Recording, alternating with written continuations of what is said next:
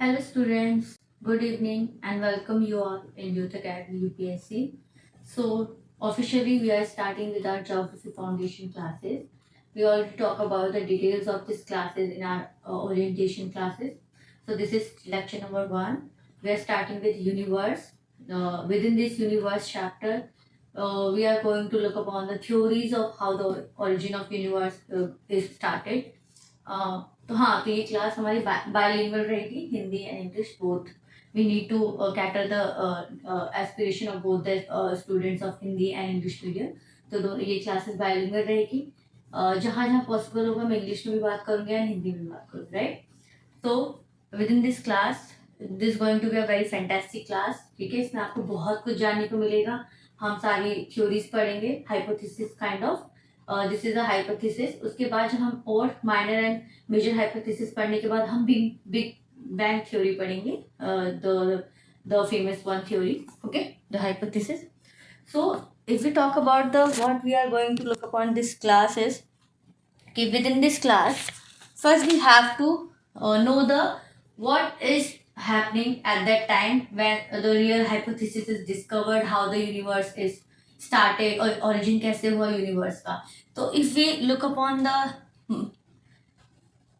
अगर हम थोड़ा सा शुरू से स्टार्ट करें तो हमारी ये जो थ्योरीज ओरिजिन होने से पहले, जब गैलीलियो एंड कोपरनिकस ने जब ये थ्योरीज दी थी, उससे पहले क्या आइडिया लेके चल रहे थे हमारे ज्योग्राफर्स की. ये जो हमारा प्लैनेट होता है, ये प्लैनेट है ना सेंटर ऑफ द, बेसिकली जो प्लैनेट है वो सेंटर में है और उसके चारों तरफ अदर हमारी सेलेस्टियल बॉडीज इवॉल्व हो रही है, मूविंग अराउंड और इवॉल्विंग अराउंड द प्लैनेट. तो ये हमारा ओरिजिनल इस थ्योरी से पहले आने की थ्योरी थी कि कैसे ये हमारे प्लैनेट के अराउंड हमारी सेलेस्टियल बॉडीज मूव कर रही है और इवॉल्व कर रही है. अब जब हमें पता चल गया कि प्लैनेट, हम ऐसा मान के चलते थे, राइट. मैं आपको पहले बता रही हम मान के चलते थे कि प्लैनेट सेंटर में रहता था, उसके चारों तरफ अदर सेलेस्टियल बॉडीज मूव करती थी, right. Planet is a centre, right. इसके चारों तरफ हमारी सेलेस्टियल बॉडी मूव कर रही है, इवॉल्व कर रही है, रिवॉल्व कर रही है, राइट. बट अगर हम हीलियोसेंट्रिक अप्रोच से बात करें, हीलियोसेंट्रिक थ्योरी की बात करें, जब हीलियोसेंट्रिक थ्योरी का ओरिजिन हुआ, राइट, तो हीलियोसेंट्रिक थ्योरी में क्या बोला गया कि सन इज द सेंटर, सन हमारे सेंटर में है, राइट. और इस सन के अराउंड हमारी सेलेस्टियल बॉडीज मूव कर रही है, लाइक सेलेस्टियल बॉडी मतलब प्लैनेट हमारी मतलब इवॉल्व कर रही है, एस्ट्रॉइड्स इवॉल्व कर रहे हैं, सैटेलाइट इवॉल्व कर रहे हैं, राइट. तो ये सन है, सन के ये ऑर्बिट्स जो बन रहे थे, इसके अराउंड हमारी सेलेस्टियल बॉडीज इवॉल्व कर रही थी, मूव कर रही थी.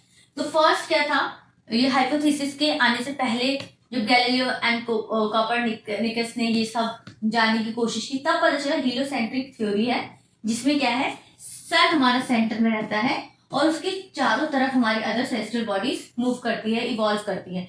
लेकिन इसे जानने से पहले क्या था, हम प्लैनेट के पर्सपेक्टिव से सोचते थे कि जो हमारा ये प्लैनेट है, अर्थ प्लैनेट, वो सेंटर में है और उसकी तरफ हमारी सारी बॉडीज जितनी भी हमारी मून्स है, सैटेलाइट्स हैं, राइट, प्लैनेट्स है, एस्ट्रॉइड्स है, वो इवॉल्व कर रही है, राइट. हम इसको मानते थे कि सन भी इवन प्लैनेट के आसपास ही इवॉल्व है, मूव कर रहा है, मूविंग, ठीक है. बट हीलियोसेंट्रिक थ्योरी ने माना कि sun is in the centre and इसके चारों तरफ हमारा planet, other celestial bodies is moving. तो ये हमारा हीलियोसेंट्रिक अप्रोच था. आपको ये वर्ड याद रखना, हीलियोसेंट्रिक थ्योरी, ठीक है. एक हमारी ये थ्योरी हमने जानी, इसी से हमारी पूरी थ्योरीज डिस्कवर्ड होगी, ठीक है. तो हमारी एक थ्योरी आती है gaseous hypothesis. Gaseous hypothesis, hypothesis का मतलब ये अजम्पशंस है, राइट. इसमें हमें कोई वेल प्रूवेड एविडेंसेस नहीं मिले हैं, ये इज जस्ट लाइक एविडेंसेस. उसके साथ आपको देखिए, जितने भी हमने, अगर हम बात करें इंटीरियर ऑफ द अर्थ की, इसका वन ऑफ द चैप्टर रहेगा ज्योग्राफी की, कोर फिजिकल ज्योग्राफी का, तो उसमें भी हम मानते चलते हैं कि प्लेट टेक्टोनिक्स हुई, जिप्सोफिट देखा गया, राइट. उसके बाद हमारी कॉन्टिनेंटल ड्रिफ्ट थ्योरी हुई. तो ये जो हमारी ये हाइपोथेसिस बनी, एजम्पशंस बनी, उसके साथ कुछ ड्रॉबैक्स निकले, लिमिटेशंस आए, फिर उस लिमिटेशंस को मतलब रिजॉल्व करते हुए दूसरी हाइपोथेसिस बनी. तो ये हमारी हाइपोथेसिस 3-4 स्टेजेस में बनेगी, जिसमें पहला ड्रॉबैक आएगा, उसको कैटर करते हुए, हमारा लिमिटेशन को कैटर करते हुए हमारी दूसरी हाइपोथेसिस इवॉल्व होगी, राइट। ऐसे करते करते हमारा फिर तो बिग बैंग थ्योरी का अप्रोच आता है। If you talk about the gases hypothesis, देखिए ये मैं आपको इसलिए बता रही हूँ क्योंकि नॉर्मली यूपीएससी में ऐसे नहीं पूछे जाते, ज्योग्राफी ऑप्शन वाले ही पढ़ते इतना डिटेल में जाके। बट अब ऐसा 2026 का आपने प्रीलिम्स का पेपर देख लिया, कितना अनकन्वेंशनल आया, अब्सर्ड पेपर आया, तो ऐसा पूछ सकते हैं द स्टेटमेंट वाइज कि this is a statement and UPSC can ask कि किस हाइपोथेसिस से रिलेटेड है और इस हाइपोथेसिस के ये फीचर्स थे, तो आपको बताना ऑड वन आउट कौन सा है। तो ऐसे क्वेश्चन पूछे जा सकते हैं इन द नियर फ्यूचर। तो we have to look upon the these things, क्योंकि हमें कॉन्सेप्चुअल क्लैरिटी प्लस इसको स्टैटिक से कैसे हमें करंट अफेयर को लिंक करना है। हमें हमेशा से बोलते रहिए PYQ current affair with the linkage of statics is very important, right. If you back to the main part, so यहाँ पर हमारी फर्स्ट हाइपोथेसिस होती है गैसेस हाइपोथेसिस, जिसको इमैनुअल कांट ने दिया है। अब Immanuel Kant is very famous individual, इनके बारे में आप ज्योग्राफी में पढ़ेंगे, you will read about him in political science also, in sociology option वाले भी इमैनुअल कांट के बारे में पढ़ते हैं। तो ये बहुत ही डिफरेंट अप्रोच थे इनकी। तो अगर गैसेस थ्योरी से बात करें तो it attempts to explain the origin of the universe and the formation of celestial bodies was a cloud of matter. Basically इस थ्योरी में हम बात करेंगे कि यूनिवर्स कैसे बना, राइट, यूनिवर्स कैसे बना। हमारी ये पूरा ही क्लास का टॉपिक ही रहेगा फॉर्मेशन ऑफ द यूनिवर्स। तो यूनिवर्स का कैसे बना, क्या क्या फिनोमिनास देखने को मिले जिससे फॉर्मेशन ऑफ द यूनिवर्स कहा। इसके बाद जो सारे थ्योरीज आएंगे उसमें सोलर सिस्टम पे बात होगी कि कैसे सोलर सिस्टम कैसे इवॉल्व हुआ ड्यूरिंग द टाइम्स, ठीक है। बट फॉर द टाइम बी we are looking upon the topic of universe, how the formation of the universe is happening, right. तो उसमें देखते हैं पहला स्टेज हमारा था स्कैटर्ड प्रीमॉर्डियल मैटर्स। अगर हम इसकी थोड़ी मतलब स्टेजेस को भी देख के चले तो ऐसे इमैनुअल कांट ने माना, इनका हाइपोथेसिस था, इट्स अजम्पशन ऑफ कांट, कि उन्होंने बताया कि हमारे जो यूनिवर्स का फॉर्मेशन कैसे हुआ, कि हमारे ये जो आसमान में है, जो ये हमारा यूनिवर्स कैसे फॉर्म हुआ, आसमान में स्पेस में प्रीमॉर्डियल मैटर्स थे, प्रीमॉर्डियल मैटर्स एग्जिस्ट करते थे। इन्होंने माना कि ऐसे कुछ मैटर्स थे प्रीमॉर्डियल। देखिए, in the beginning the universe contain large particles of primordial matters, the original matter from which everything form. जैसे कि प्रीमॉर्डियल मैटर्स को हम क्या मान सकते हैं, गैसेस हो गए, डस्ट पार्टिकल्स हो गए, राइट। तो प्रीमॉर्डियल मैटर्स को उन्होंने मान के चला कि गैसेस थे, 10 पार्टिकल्स हमारे स्पेस में पहले से ही मौजूद थे। Basically it is a original matter. Original matter किसको मानते चल रहे हैं, before the formation of the universe, right. तो before the formation of the universe there is already existing a primordial matters, जिसमें प्रीमॉर्डियल मैटर्स को अगर और डिफाइन करें तो जैसे गैसेस हो गए, राइट, 10 पार्टिकल्स हो गए, ठीक है। तो ये इन सबको मिलाकर उन्होंने प्रीमॉर्डियल्स नाम दिया। तो प्रीमॉर्डियल मैटर्स, तो you have to remember the term of scattering of the primordial, मतलब स्पेस में बहुत ही अलग अलग जगह पे बहुत ही बड़े पैमाने पे प्रीमॉर्डियल मैटर्स को स्कैटर किया हुआ, फैला हुआ था वो, ठीक है, स्पेस में। अब क्या हुआ, these particles were spread through out the space scattered form, ठीक है, फैले हुए फॉर्म में स्कैटर्ड था। अब क्या हुआ, ग्रेविटेशनल अट्रैक्शन, सारे फिजिक्स की, केमिस्ट्री की, कितनी भी जो भी आप पढ़ते हैं ज्योग्राफी में, whether is collision force, tidal force, और भी ऑल्सो टाइडल फोर्स को हम ग्रेविटेशनल फोर्स की तरह भी मानते हैं, ठीक है। तो ग्रेविटेशनल फोर्स का एक अलग से यहाँ पर फंडा आ गया कि पहले तो यहाँ पर हमारे स्पेस में कुछ नहीं था, यूनिवर्स नहीं बना था, बहुत ही माइन्यूट लेवल पे, बहुत ही लार्ज लेवल पे, लार्ज मास पे हमारा स्पेस में dust particles, gases, water vapours exist करते थे, स्कैटर्ड थे बहुत ही बड़े पैमाने पे। अब क्या हुआ, ग्रेविटेशनल पुल ने क्या किया, इन सारे मैटर्स को इकट्ठा करने की, मतलब हर एक मैटर का अपना ग्रेविटेशनल पुल था, इन्होंने क्या किया, एक दूसरे पर अपना ऐसे जोर लगाया और ये सारे मैटर्स एक साथ इकट्ठे होने लग गए, राइट। ये जब सारे यूनिवर्स में फैला हुआ एक मैटर इकट्ठा होने लगे due to the gravitational force, because there is दो बॉडी है, उसके अपने ग्रेविटेशनल फोर्स एक दूसरे को पुल करेंगे, तो ये जब एक दूसरे को पुल करेंगे तो ये कॉन्ट्रैक्ट हो जाएंगे, it become a one mass, right. तो ये वन मास बन गया। देखिए यहाँ पर लिखा, due to the force of gravity these particles begin attracting to one another, एक दूसरे को अट्रैक्ट करने लग गया और ये लार्ज कंडेंस फॉर्म में बन गया. As a result they started moving closer, collide with each other. ठीक है, जैसे इन दोनों बेसिकली बहुत सारे ऐसे 10 पार्टिकल्स थे, इन दोनों ने एक दूसरे पे अपना ग्रेविटेशनल पुल लगाया. ये क्या हो गया, ये एक दूसरे के क्लोज आते गए, पहले इतने क्लोज आ गए, देन इतने क्लोज आ गए, फिर ऐसे करके कोलाइड कर गए. जब ये एक दूसरे से कोलाइड कर गए, ठीक है, यहां तक हमने समझा. When they collide with each other, तो यहाँ पर क्या होगा, generation of heat. Third stage क्या होगा, जनरेशन ऑफ हीट. जब ये कोलाइड हुए एक दूसरे से तो उनसे बहुत ही लार्ज पैमाने पे, ह्यूज मास पे हमारा जनरेशन ऑफ हीट हुआ. ठीक है, कंटिन्यूस कॉलिजन, ये कंटिन्यूस कॉलिजन होता रहा, ऐसे करके इतने कॉलिजन हुआ, देन इतना हुआ, देन ये पूरा ऐसे करते करते पूरा वन पे कन्वर्ट हो गया. राइट, पूरा कन्वर्ट हो गया. यहाँ पर जनरेशन ऑफ हीट क्या हुआ, हमारा बहुत ही बड़े पैमाने पे रिलीज हुआ, ये हमारा हीट रिलीज हुआ. Right, the temperature of the matter increase significantly. ठीक है, और ये मैटर का टेम्परेचर बहुत ही सिग्निफिकेंटली इंक्रीज हुआ, क्योंकि जनरेशन ऑफ हीट हुआ. ये मैटर की सराउंडिंग में भी टेम्परेचर इंक्रीज होगा, क्योंकि यहाँ पर हीट भी रिलीज हो रही है, जनरेशन ऑफ हीट से रिलीज भी होगी. Right, formation of nebula, the intense heat transform the matter. ठीक है, अब लिसन, हमने क्या कहा, फर्स्ट स्टेज क्या था, बहुत ही स्टैंडर्ड पार्टिकल्स थे. ठीक है, इसके ग्रेविटेशनल पुल ने क्या किया, इस पार्टिकल्स को क्लोज लाने की कोशिश की. ठीक है, जब ये क्लोज आ गए तो कोलाइड हो गए एक दूसरे से. जब ये कोलाइड हुए तो उसमें से क्या हुआ, जनरेशन ऑफ हीट हो गया. अब जैसे जनरेशन ऑफ हीट हुआ, ठीक है, फॉर एग्जाम्पल ये 10 पार्टिकल्स गैसेस फॉर्म में थे. आपने 3 स्टेट ऑफ मैटर तो पढ़ा ही होगा. 3 स्टेट ऑफ मैटर क्या होता है, हमारा 3 स्टेट ऑफ मैटर क्या होता है, पहले गैस होता है, गैस होता है फर्स्ट मैटर, दूसरा क्या होता है, सॉलिड होता है, तीसरा क्या होता है, हमारा लिक्विड होता है. सब्लिमेशन कंडेंसेशन आपने साइंस में पढ़ा होगा. ठीक है, तो वही है 3 मैटर स्टेट. जैसे आप हीट को इंक्रीज करते रहते हैं, गैसेस से वो सॉलिड में कन्वर्ट हो जाता है. जब हीट को और इंक्रीज करते रहते हैं तो लिक्विड में कन्वर्ट हो जाता है. वाइस वर्सा होता है, जब लिक्विड को आप क्या करते हैं, बहुत हीट देते हैं तो वो हो जाता है, ये वाइट है हमारा उल्टा, और इसको ऐसे जाएंगे तो ये इंक्रीजिंग ऑफ द हीट होगा. तो जैसे हमारा फॉर्मेशन ऑफ द नेबुला हुआ, पहले क्या हुआ, generation of heat, temperature of the matter is increase significantly. इसका टेम्परेचर इंक्रीज हुआ because of the generation of the heat, because of the collision of the 2 matters due to the gravitational force. Right, intense heat transform matter. पहले क्या हुआ, gaseous particles थे, solid particle, right, dust particles, gaseous, water vapours, जो जितने भी present थे in the scattering form of the space, उसने क्या किया, पहले सॉलिड से इसको लिक्विड में कन्वर्ट किया एंड लिक्विड से इसको गैस में कन्वर्ट किया. राइट, मैंने क्या कहा, 3 matters of gas, solid and liquid. Liquid से आप जैसे हीट करेंगे क्या होगा, गैस, लिक्विड एंड सॉलिड. आप इसको कैसे भी कर सकते हैं, सॉलिड है, ठीक है, सॉलिड कैसे हुआ, जैसे आइस सॉलिड होता है. आइस में आप हीट डालेंगे तो क्या बनेगा, पहले लिक्विड बनेगा, फिर लिक्विड में हीट डालेंगे तो क्या होगा, वो कंडेंसेशन इवेपोरेशन की तरह होगा, तो वो बन जाएगा हमारा गैस.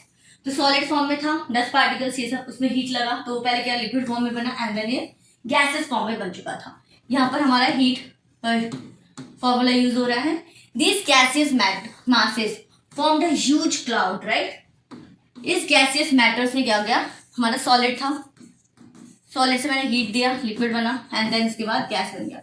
अभी क्या हुआ, जो जितने भी स्कैटरिंग पार्टिकल थे ये एक साथ आने के बाद ह्यूज क्लाउड में कन्वर्ट हो गए, ह्यूज क्लाउड में कन्वर्ट हो लाइक दिस. राइट, क्या हुआ, formed a huge cloud known as nebula. अब हमने जितना भी ये प्रोसेस किया, इससे जो भी हमारा फाइनल प्रोडक्ट निकला, huge cloud, huge gaseous cloud, आप इसको कह सकते हैं ह्यूज गैसियस क्लाउड, इसी को नाम दिया गया नेबुला. राइट, नेबुला, इसी को नाम दिया गया नेबुला. अगर आपने ये द एवेंजर्स मूवी में देखी होगी तो जो ये हमारे नेबुला, उसमें एक हीरो की तरह डिटो हुई है, तो उसका ये नेबुला नाम यहीं से देख सकते हैं आप. तो ये नेबुला है. तो बेसिकली कैसे हुआ नेबुला, फर्स्ट इमैनुअल कांट ने प्रपोज किया था गैसियस हाइपोथेसिस. गैसियस हाइपोथेसिस से भी आप समझ सकते हैं कि nebula is a huge gaseous mass body. Right, body है. तो कांट ने पहले क्या कहा, let me summarise it for you. ठीक है, तो कांड में लिखा कि स्पेस में कोई प्रीमोर्डियल मैटर्स एग्जिस्ट करते हैं, ठीक है। ये बहुत ही स्कैटर्ड फॉर्म में है।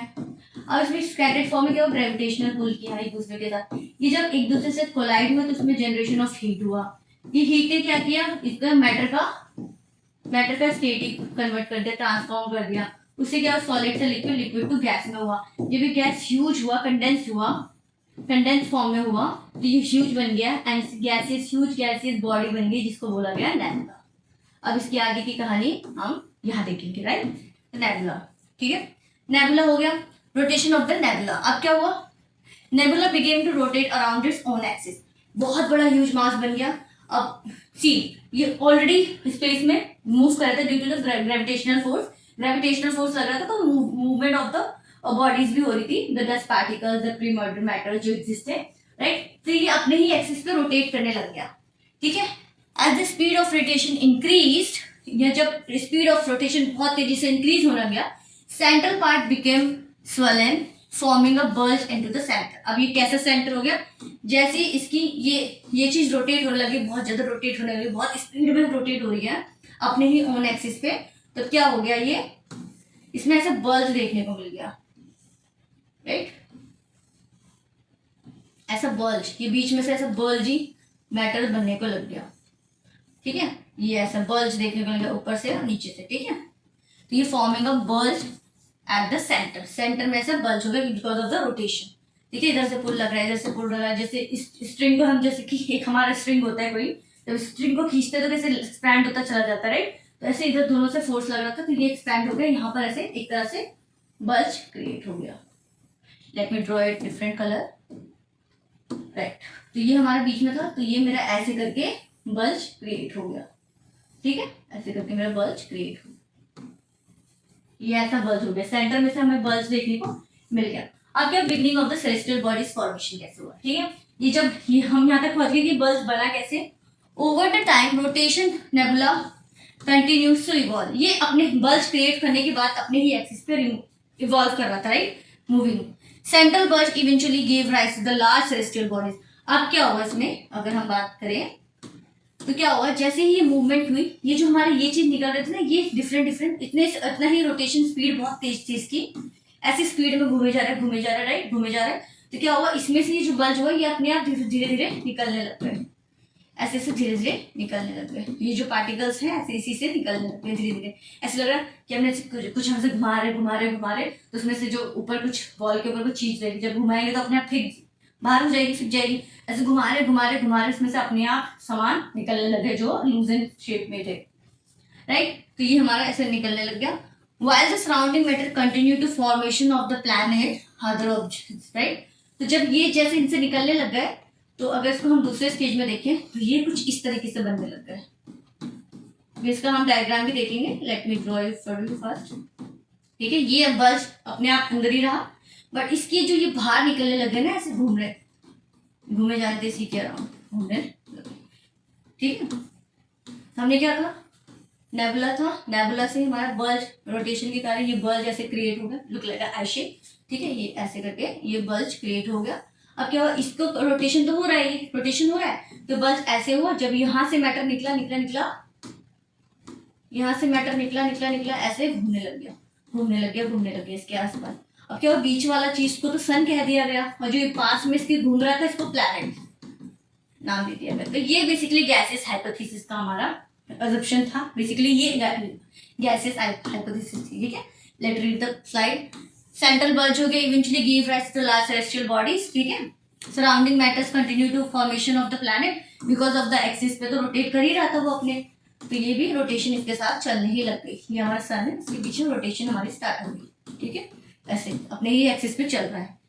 The giant rotating cloud of gas and dust called nebula, थोड़ा समराइज कर रही हूँ, ग्रेजुअली कॉन्ट्रैक्टेड, ग्रेविटी के कारण कॉन्ट्रैक्ट हुआ, श्रंक हुआ, and the centre became hotter and the denser forming the sun, ठीक है। अब जैसे ये अपने आप लूज कर दिया है, लेकिन ये नेबुला तो अभी भी अपना टेम्परेचर इंक्रीज पे है, तो ये कंडेंस हो गया। कंडेंस होने के बाद हॉटर हो गया because generation of the temperature still existing there and the continuous form में जनरेशन ऑफ द टेम्परेचर हो रहा था, तो ये हॉटर होता गया, डेंसर होता गया, और वो क्या कर गया, सन का फॉर्मेशन हो गया। राइट। तो ये थोड़ी स्लाइड देख लेते हैं, ब्लरी तो नहीं, हाँ ठीक है। ये हमारा क्या है, नेबुला है, नेबुला फॉर्म हो चुका है,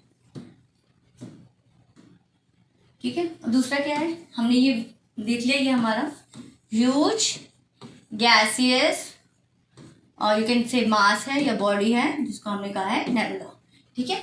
अब क्या हुआ, इसने बल्ज क्रिएट किया रोटेशन के कारण, due to the rotation of the these gas form, ऐसे बल्ज क्रिएट हुआ। अगेन रोटेशन में था, तो इसी से देखिए अंडर में ये डेंसर होता गया, क्योंकि generation of the heat still exist there, ठीक है। तो ये डेंसर एंड वाटर होता गया, इसके आसपास की ये रोटेशन में घुस गई एंड रोटेशन में होता गया। देखिए 10 पार्टिकल्स कंडेंस्ड भी हो रहे हैं, पहले ही कंडेंस्ड नहीं थे, क्योंकि generation of the heat continuously हो रहा है, कोलिजन ऑफ द मैटर्स हो रहा है ग्रेविटेशन पुल के कारण। तो ये क्या हो रहा है, जब ये जहाँ से मैटर जब बाहर निकले, तो जो ये प्रोसेस हो रहा था ना, ग्रेविटेशनल पुल, कंडेंसेशन, कोलिजन, तो ये स्टिल एग्जिस्ट था। तो उसी से ये हमारा मैटर्स क्या हो, कंडेंस होते होते एक प्लैनेट के फॉर्म में आते गए और ये एक्सिस में घूमते गए, ठीक है। फिर देखिए कैसे हो सन प्लैनेट कैसे बन रहे हैं, ठीक है। तो ये हमारा पूरा डायग्राम था। तो ये हमारा, तो इसको देख लेते हैं ऑरिजिन ऑफ द यूनिवर्स में। देखिए प्रीमॉर्डियल मैटर्स एग्जिस्ट करते थे, प्रीमॉर्डियल मैटर देखिए यहाँ पर मैंने फोटो दी है, छोटे छोटे पार्टिकल्स थे। Universe eventually contain with large particles, primordial matter scattered, दस यूनिवर्स में स्कैटर्ड फॉर्म में थे, फैले हुए फॉर्म में थे।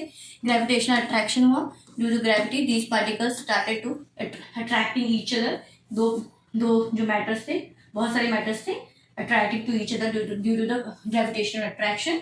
Collision started, particles came closer and collided with each other। जब ये दो पार्टिकल्स धीरे धीरे साथ आए थे, तो इसमें बूम कॉलिजन हो गया, राइट। और जब ये बूम हुआ, कॉलिजन हुआ, देखिए यहाँ पर देखिए दो मैटर्स कोलाइड हुए, तो जनरेशन ऑफ द हीट हुआ, ठीक है, जनरेशन ऑफ द हीट हुआ। And this generation of the heat ऐसे हुआ, फिर नेबुलर फॉर्मेशन किया, heat change the matter solid to liquid to the gas में कर गया, and the gas is cloud form और नेबुला। तो यहाँ तक ये फर्स्ट स्टेज है नेबुला का।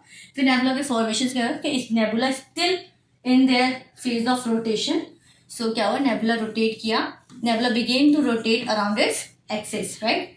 तो एक्सिस पे रोटेट हुआ, सेंट्रल बल्ज फॉर्मेशन हो गया due to the gravitational force and there is many more forces स्पेस में जो एग्जिस्ट करते थे, तो वो बल्ज क्रिएट हुआ। तो बल्ज क्रिएट होने से क्या हुआ, यहाँ पर ऐसा बल्ज क्रिएट हो गया, राइट। इससे क्या हुआ, ये तो बीच में जो हीट ऑफ द जो कोलिजन था, ग्रेविटेशनल पुल था, ये स्टिल एग्जिस्ट था। क्या हुआ, ये कंडेंस्ड हुआ, हीट जनरेशन हुआ एंड ये हॉट बिग मास में कन्वर्ट हो गया and it is called as sun at the centre and the around it is called planets.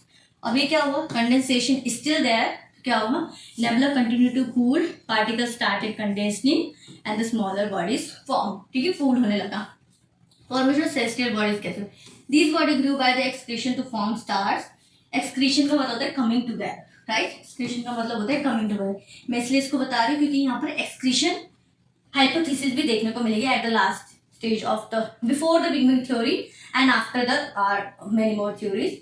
तो excretion मतलब होता है coming together, attracting to each other, एक साथ आना, right, togetherness, ठीक है। तो यहाँ पर हो गया coming together, तब हुआ तो universe as a to exist, जैसे हम आज देखते हैं वो ऐसा बना। सेंटर में ये रहा हमारा नेबुलर हाइपोथेसिस।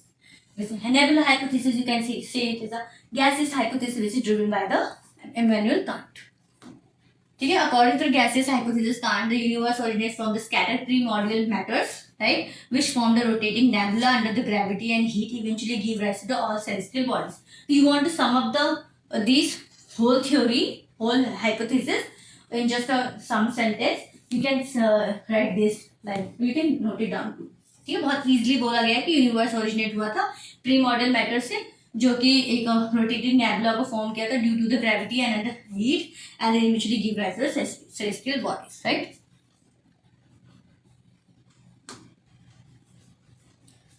और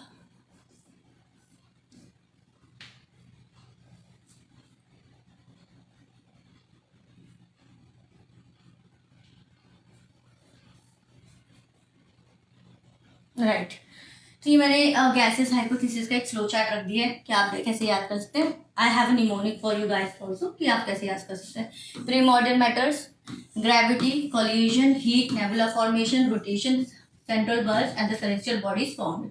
You can also read this scattered primordial matter, so gravitational particle move closer to each other, particle collide with each other, collision generated to large amount of heat converted into the matter state, formation of this matter state, right? Nebula begin to rotate around its axis, rotating created a central bulge of nebula, and the rotating nebula lead to the formation of celestial bodies, right? Very easy, right? You can easy. अब मैं थोड़ा mnemonics बता देती हूँ.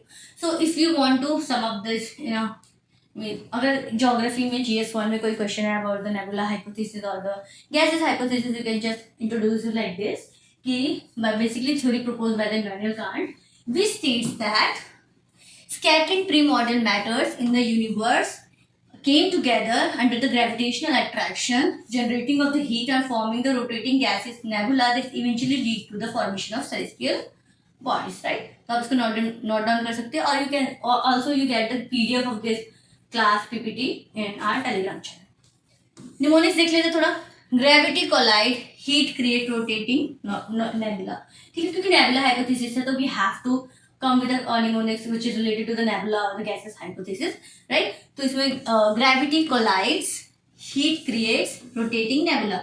Gravity collides, heat creates rotating nebula. तो gravity collide, ठीक है, heat creates rotating nebula. You just read like this: gravity collide, one word together, heat create, one word together towards creating nebula. क्योंकि togetherness की बात हो रही है, accretion की बात हो रही है, कमिंग टुगेदर की बात हो रही है. Theories also evolve together, coming together of the primordial matters, right? तो जी फॉर ग्रेविटी. फर्स्ट में क्या हुआ था? Primordial matter existed in the space in the scattering form, right? And basically gravity coming together play a big role, right? And this gravity lead to the collision, like this collision, and collision convert to the generation of the heat, and that heat again rotating in its own axis.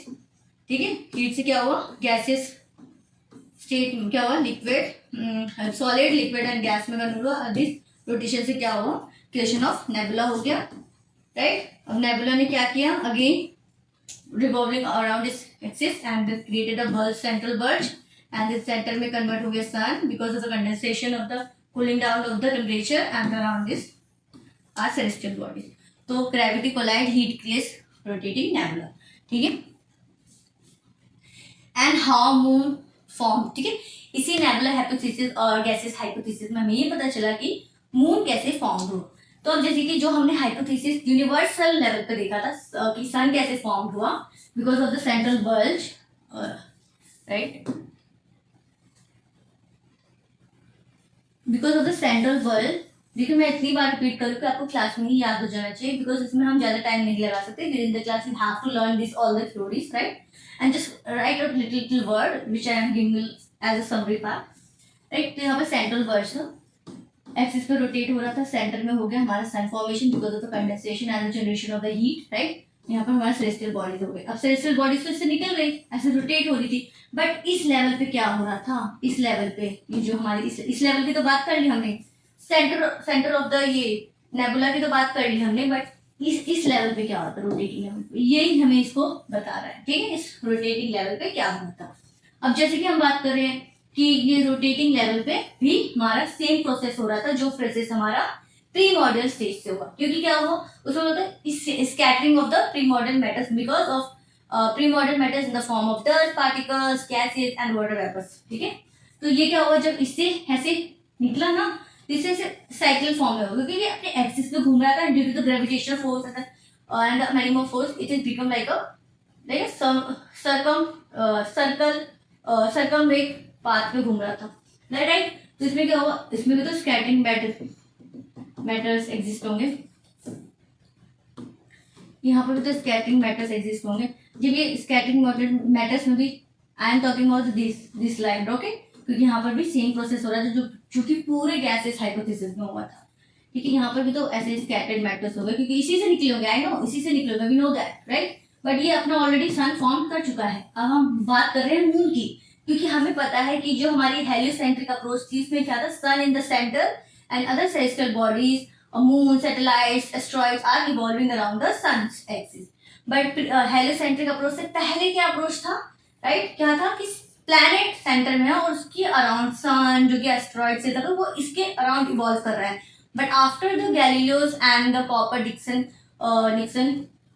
theories like right studies we get to know that there is a heliocentric approach, heliocentric theory. ठीक है, तो heliocentric theory में हमने सन को बना दिया, लेकिन जो चीज हमारी गैसेस हाइपोथेसिस में एग्जिस्ट हो रही थी वो यहाँ पर भी हो रही है कि ये पहले स्कैटर्ड फॉर्म में था. ठीक है, तो यहाँ पर ग्रेविटेशनल पुल आया, फिर ग्रेविटेशनल पुल में कोलिजन लाया, कोलिजन से हीट जनरेशन हुआ, हीट जनरेशन से हमारा कंडेंसेशन हुआ, मतलब condensation in the form of transformation of the matter हुआ.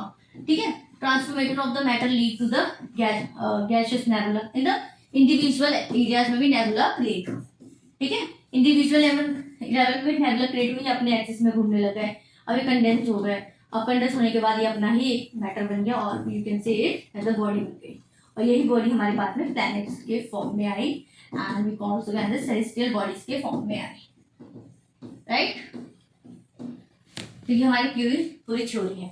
इसी गैसेस हाइपोथेसिस ने हमें बताया how the formation of the universe happened. उसमें हमने देखा सन कैसे बना और उसके अराउंड की सेलेस्टियल बॉडीज कैसे बनी, celestial bodies in the form of moon, satellites, asteroids. Right, but अब हमें देखना था कि मून कैसे बने. तो अगर हम इसको इस एक्सिस के इस सर्कुलर लेवल में देखेंगे तो same process is happening with this circular level also. Right, because there is a gravitational pull, heat, collision, this lead to the nebula again, and this nebula condense to form a one celestial body, or you can say moon, satellite, because we know that planet has only one moon, right? But other if we talk about the other planets, okay, we know that Earth have one moon, only one moon, but other planets like Jupiter, Saturn, Neptune have many moons.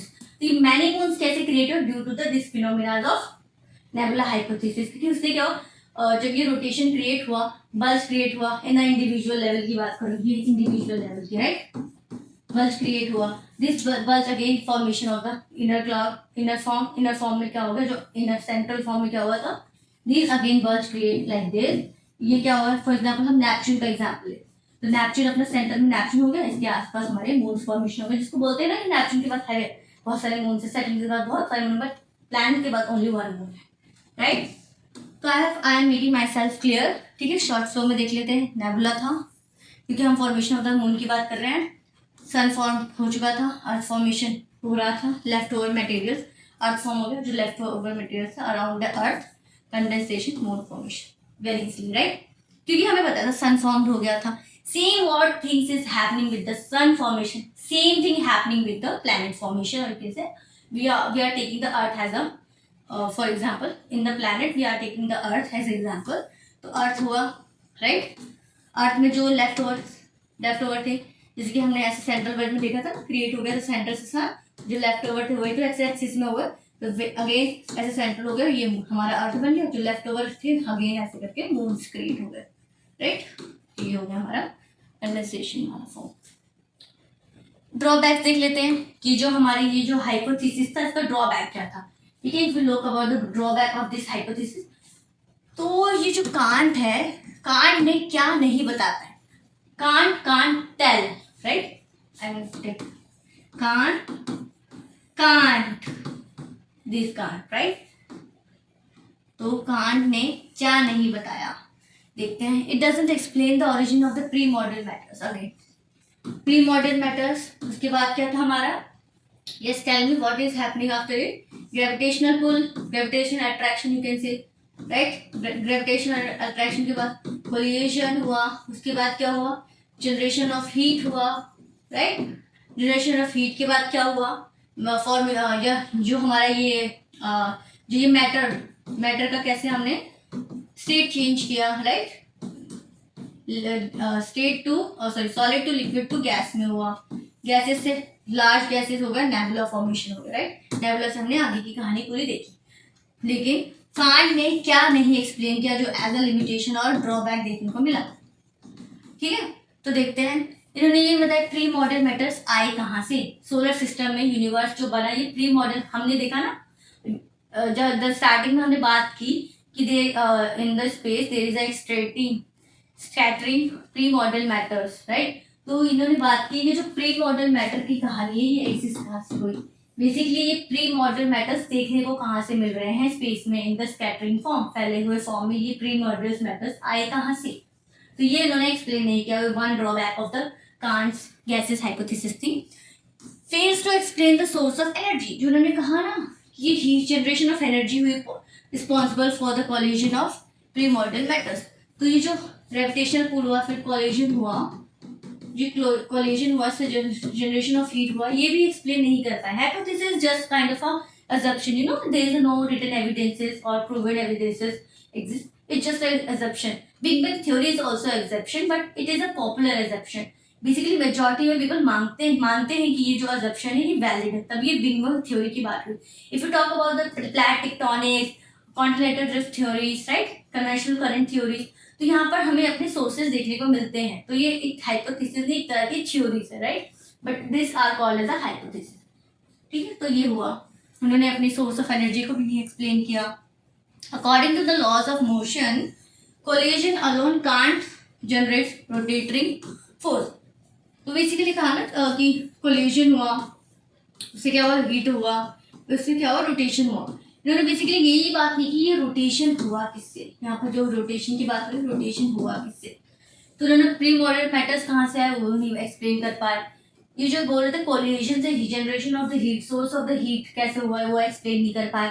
और ये जो according to law of motion की बात करें तो collision alone can't generate rotatory motion. जब collision होता है तो I know generation of the heat होती है, बट वो रोटेट कैसे हुआ ये एक्सप्लेन नहीं कर पाए। Object in the solar system, क्योंकि solar system still there is a rotation in the minute level, sun is rotating as compared to the other celestial bodies, but there is still existence of the rotation. तो ये और rotation की कहानी वो नहीं बता पाई, right. तो these are the drawbacks of the gaseous theories, ठीक है। अब इस लिमिटेशंस को बेसिकली कैटर करते हुए न्यू थ्योरी आती है, इस लिमिटेशंस को रिजॉल्व करते हुए न्यू थ्योरी आती है, थ्योरी ऑफ नेबुलर हाइपोथेसिस। तो हमने क्या गैसियस हाइपोथेसिस हमने देख लिया था पहले ही। अब नेबुलर हाइपोथेसिस की हमारी अलग स्टोरी है। It is the stage 2 of the hypothesis theories of the formation of the universe, right. तो gaseous theory is first stage of the formation of the universe, Kant ने बताया। अब नेबुलर हाइपोथेसिस को हमारे लैपलेस ने बताया कि नेबुलर हाइपोथेसिस है क्या, जिससे फॉर्मेशन ऑफ द यूनिवर्स हुआ। बेसिकली जो हमारे ये कांट थ्योरी हमने बेसिकली इतना टाइम स्पेन लेके पढ़ा, हाफ एन आवर के अराउंड हमने देख लिया। हमने इसलिए देखा क्योंकि इसी स्टोरी से जो बाकी थ्योरी लिंक्ड है वो इसी हाइपोथेसिस से लिंक्ड है। तो we already know about the gases hypothesis, the other theories are related directly to this hypothesis, but there is just minute differences in it. So next class में हम अपना nebular hypothesis करेंगे complete, because ये lecture थोड़ा बड़ा हो जाएगा। I can't make this lecture boring, I have to study you student in a more enjoyable mode, right, या आप ज़्यादा से ज़्यादा थिंग्स को ग्रास्प कर सकें इन दिस क्लास ओनली। आपको क्लैरिटी मेंटेन रहे, आपका फोकस मेंटेन रहे, राइट, कंसंट्रेशन मेंटेन रहे, ऑल ऑफ दिस। तो यहाँ पर हमने अपना गैसेस हाइपोथेसिस को कन्वर्ट पूरा कंप्लीट कर लिया है। Next class we will look upon the our nebular hypothesis. So thank you everyone for watching this session and stay tuned for our geography foundation courses. Thank you everyone.